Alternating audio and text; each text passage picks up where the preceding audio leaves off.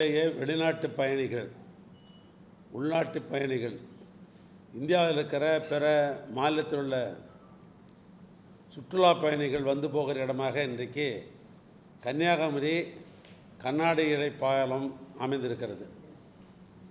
மாண்புமிகு தமிழ்நாட்டு முதலமைச்சர் அவர்கள் டிசம்பர் மாதம் 30ஆம் தேதி அந்த பாலத்தை அவருடைய திருக்கரத்தால் திறந்து வைத்தார்கள். அதில் ஒரு சிறப்பு என்னன்னா, அண்ணன் கலைஞர் அவர்கள் வள்ளுவன் ஐயனுடைய சிலையை திறந்து 25 ஆண்டு காலம் நிறைவடைகிற ஒரு வெள்ளி விழா ஆண்டு. அந்த வெள்ளி விழா ஆண்டை நினைவை போற்றுகின்ற வகையில்தான் இந்த கண்ணாடி இழை பாலத்தை மாண்பு முதலமைச்சர் அவர்கள் திறந்து வைத்தார்கள். அந்த கண்ணாடி இழை பாலத்தினுடைய நீளம் என்று எடுத்தால் 77 மீட்டர் நீளம் கொண்ட அந்த கண்ணாடி பாலம். அதில் மையப்பகுதியில் ஏறத்தாழ 65 மீட்டர் கண்ணாடியால் அமைக்கப்பட்டிருக்கிற ஒரு பாலம். அதனால தான் உலகத்தினுடைய சுற்றுலா பயணிகள் கூட அதை கண்டு ரசித்தார்கள். நாளுக்கு நாள் கூட்டங்கள் லட்சக்கணக்காக கூட ஆரம்பித்தது.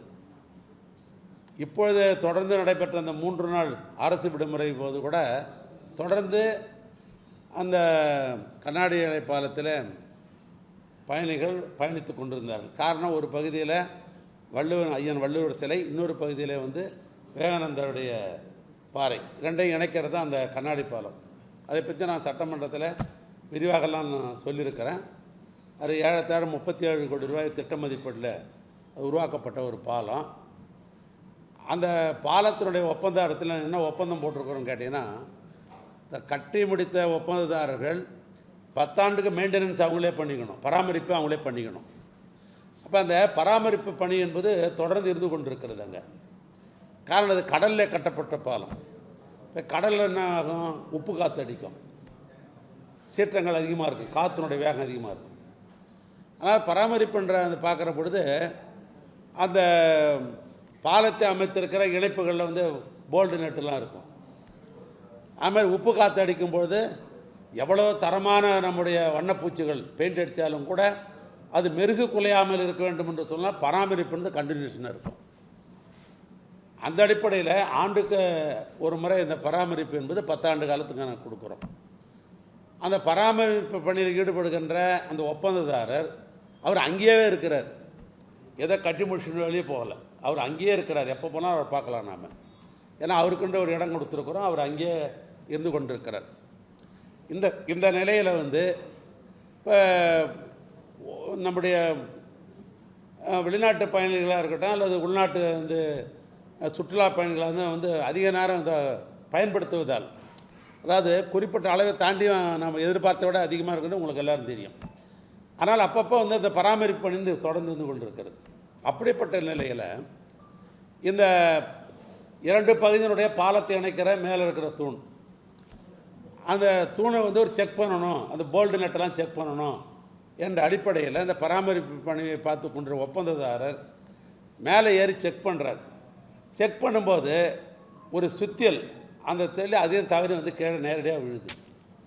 அது விழுகிற பொழுது அந்த கண்ணாடியில் ஒரு சிறு கீறல், உடைப்பில்ல, சிறு கீறல் ஒன்று விழுது. அந்த சிறு கீறல் உழறதால் பயணிகள் யாரும் போகக்கூடாதுன்னு சொல்லலை, சுற்றுலா பயணிகள் தொடர்ந்து பயணித்து கொண்டிருந்தாங்க. அந்த ஒரு கீறல் விழுந்த இடத்துல மாத்திரம் ஒரு பிளாக் பண்ணிவிட்டு ஒரு பாதுகாப்பு அரண் அமைச்சிட்டு தொடர்ந்து பயணிகள் சுற்றுலா பயணிகள் கொண்டு தான் இருக்கா. அதனால் எந்த இதுவும் வரல.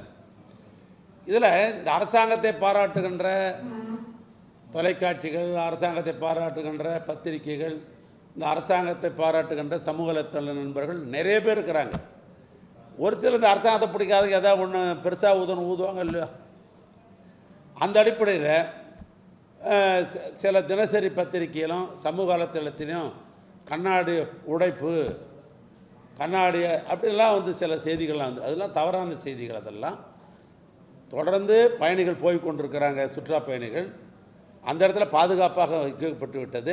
இப்படிப்பட்ட நிலையில், ஏன்னா அந்த ஒப்பந்ததாரத்தில் என்னென்னு கேட்டால் ஏற்கனவே அதில் எந்த பழுது ஏற்பட்டாலும் இந்த 10 ஆண்டுக்கு அவர் தான் செலவு பண்ணணும். அதனால் உடனே அவர் என்ன பண்ணுறாரு, இதை சப்ளை பண்ணவங்க சென்கோபியன் தான் சப்ளை பண்ணாங்க. அந்த கண்ணாடி என்பது எப்படின்னு அளவுன்னு கேட்டிங்கனாக்கா, அதாவது 2 மீட்டர் வந்து நீளம், 2.4 வந்து அகலம். அப்படி திக்னஸ்ன்னு பார்த்தீங்கன்னாக்கா 55 மில்லிமீட்டர் வந்து அதனுடைய திக்னஸ்ஸு. அது எப்பயுமே ஒன்றுமே ஆகாது. குறிப்பாக அந்த இடத்துல நான் சொல்கிற இந்த 2 மீட்டர் வந்து நீளம், 2.4 அகலம், அப்படியே தாங்கும் திறன் எடுத்து கிலோ கணக்குன்னு பார்த்தீங்கன்னா 2500 கிலோ வந்து தாங்கும் திறன் கொண்டது. மனித வளம்னு பார்த்தீங்கன்னா 35 பேர் அதில் நிற்கலாம். 35 பேர் அதில் நின்னா கூட அந்த கண்ணாடிக்கு ஒன்றும் ஆகாது. அதனுடைய தாங்கும் திறன் அந்தளவுக்கு வலுவாக தரமாக இருக்கிறது. அந்த கண்ணாடி பற்றி சொன்னால் ரெயின்ஃபோர்ஸ் கிளாஸ்ன்னு சொல்லுவாங்க. அதை சப்ளை பண்ணவங்க வந்து செயின் கம்பெனியில் தான் சப்ளை பண்ணாங்க. இப்போ உடனே என்ன பண்ணார் ஒப்பந்ததார், எங்களுடைய பொறியாளர் கோட்டை பொறியாளர்கிட்ட இன்ஃபார்ம் பண்ணிவிட்டு உடனே அந்த கம்பெனிக்கு வந்து ஃபோன் போட்டு அந்த கண்ணாடி இழை பாலம் வேணும்னு சொன்ன உடனே அவங்க திரும்பவும் அந்த கண்ணாடி பாலம் கொடுக்கப்பட்டு இப்போ இது இந்த 8-9 அன்று இரவே, ஏன்னா அது நம்ம ஒன்று கண்ணாடி எடுத்துகிட்டு அப்படி போகிறதுலாம் இல்லை, அதுக்கு டெக்னாலஜி இருக்குது, அதுக்கான மிஷின் தனியாக இருக்குது. அதனால் அந்த கம்ப்ரஸ் மிஷின், அது இந்த கம்ப்ரஸ் மிஷினை பயன்படுத்தி அந்த கண்ணாடி பாலத்தை மீண்டும் அந்த எந்த இடத்துல அந்த கீரல் விழுந்தது பார் அதை எடுத்து ரிமூவ் பண்ணிவிட்டு கண்ணாடி வச்சாச்சு. இந்த கண்ணாடி வைக்கிறதே அந்த கீரல் பாலம் இருந்தது. அது மேலே பாதசாரிகள் சுற்றுலா பயணிகள் நடந்துன்னு தான் இருந்தாங்க. அதனால் அதில் எந்த விதமான பயமும் தேவை கிடையாது, எந்த அச்சமும் தேவையில்லை. எப்பொழுதும் பயணிகள் போகிறவங்க சுற்றுலா பயணிகள் போய் கொண்டு தான் இருக்கிறாங்க.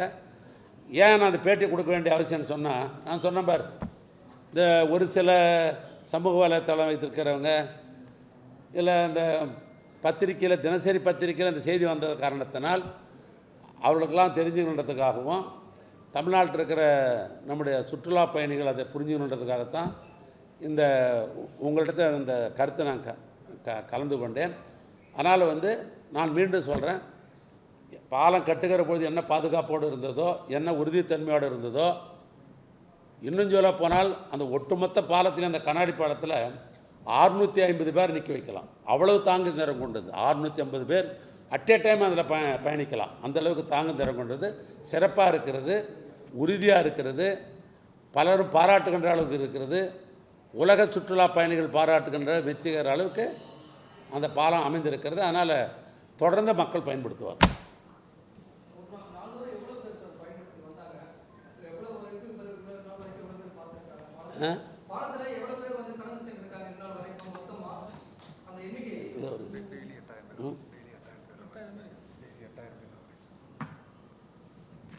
மொத்தம் கூட்டு ஒன்று கொடுத்தாங்க, நம்மகிட்ட கொடுத்தாங்க, கலெக்டர் கொடுத்தாங்க. சராசரி ஒரு நாளைக்கு 8000 பேர் அதில் சுற்றுலா பயணிகள் அதை பயன்படுத்துகிறாங்க. இது 8000ன்றது 10,000 கூடுறதுக்கு வாய்ப்பு இருக்குது. என்ன காரணம் கேட்டிங்கன்னா, அந்த கப்பல் நாங்கள் விடுறோம் இல்லையா, பயணிகள் கப்பல் விடுறோம் இல்லையா, அது கடலுடைய சீற்றத்தை வச்சு தான் அந்த கப்பலை நாங்கள் இயக்க முடியுங்க.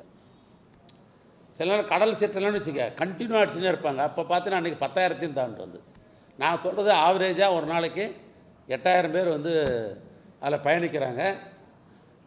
அந்த அடிப்படையில் பார்க்குற பொழுது நான் சொன்ன மாதிரி இந்த எண்ணிக்கை நாளுக்கு நாள் கூடிக்கொண்டிருக்கிற காரணத்தினால்தான் முதலமைச்சர் அவர்கள் ஒரு அறிவிப்பு செஞ்சுருக்கிறார். 3 கப்பல் வாங்கி கார்ப்பரேஷனில், அதாவது பூம்புகார் கார்ப்பரேஷனில் இப்போ அவங்க தான் நடத்திட்டு இருக்கிறாங்க. அதனால் 3 கப்பல்கள் வாங்குவது என்று முதலமைச்சர்கள் அறிவித்திருக்கிறார்கள். ஏன்னா அந்த அறிவிப்பை ஒட்டி அரசாங்கம் மூலமாக துறையின் சார்பாக ஆணை வெளியிடப்பட்டு அது டெண்டர்லாம் ஓப்பன் டெண்டர், இந்தியா முழுவதும் அதில் கலந்து கொள்கிற அளவுக்கு உலகளவில் இந்த டெண்டர்லாம் கோரப்பட்டு அதை டெண்டரில் பார்ட்டிசிபேஷன் பண்ணி அதுக்கு பின்னால் இப்போ அந்த டெண்டரெல்லாம் கன்ஃபார்ம் பண்ணி இப்போ 3 கப்பல் கட்டி கொண்டிருக்கிறாங்க ஒரு பகுதியில். ஆவரேஜாக இது வரைக்கும் மொத்தம் எடுத்துக்கணும் அப்படின்னு சொன்னாக்கா 17 லட்சம் பேர் இது வரைக்கும் அதை சுற்றுலா பயணிகள் அதை பார்வையிட்டிருக்கிறார்கள். இதுதான் உண்மை நிலைமை.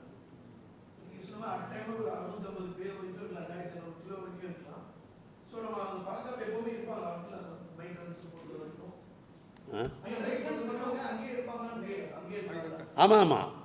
அந்த இல்லை அப்படி தான் ஒப்பந்தமே என்னென்னு கேட்டிங்கன்னாக்கா, இந்த 10 ஆண்டு காலத்திற்கு அவங்க தான் மெயின்டெனன்ஸ் நேரடியாக. இந்த 10 ஆண்டு முடிஞ்ச ஒரு படம் தான், அதுக்கு முன்னால் தான் ஆனுவல் மெயின்டெனன்ஸுன்றது அவர்கிட்ட கொடுத்தாலும் சரி, இன்னும் வேறு யாராவது டெண்டர் மூலிமா கோரும் மொழியை. இப்போ இந்த ஒப்பந்த அடிப்படையில் 10 ஆண்டுக்கு ஏற்கனவே யாரும் ஒப்பந்ததாரரோ அவர் தான் வந்து 2வது அதில் என்ன வந்து ரிப்பேராக இருந்தாலும் அதையும் அவரே தான் சொந்த செலவு தான் பண்ணி தரணும். ஏன்னா அப்படி தான் ஒப்பந்தம் போடப்பட்டிருக்கிறது. முழுமையாக அதான் சொல்லுனேன், அதனுடைய அளவு நான் சொல்லிட்டேன்ல உனக்கு. ஒரு அளவும் வந்து 2 மீட்டர் நீளம், 2.40 மீட்டர் அகலம், திக்னஸ் வந்து 55 mm தெங்கினஸ். இதுதான் அவங்க கொடுக்குறாங்க. ஒன்று மாத்திரம் ஒரு கீரல் விழுந்தால் கூட சரி, அது முழுமையாக எடுத்து போட்டு முழுமையாக தான் வைக்க முடியும். அதுக்குன்னு தனியாரெலாம் ரிப்பேர் பண்ண முடியாது. ஏன்னா ஃபேக்ட்ரியில் தயார் பண்ணுறது. நான் சொன்ன அந்த அளவு அந்த முழுமையாக அதை எடுத்துக்கிட்டு புது கண்ணாடியில் பொருத்தியாச்சு. அதனால் சிறப்பாக இருக்குது, உறுதியாக இருக்குது.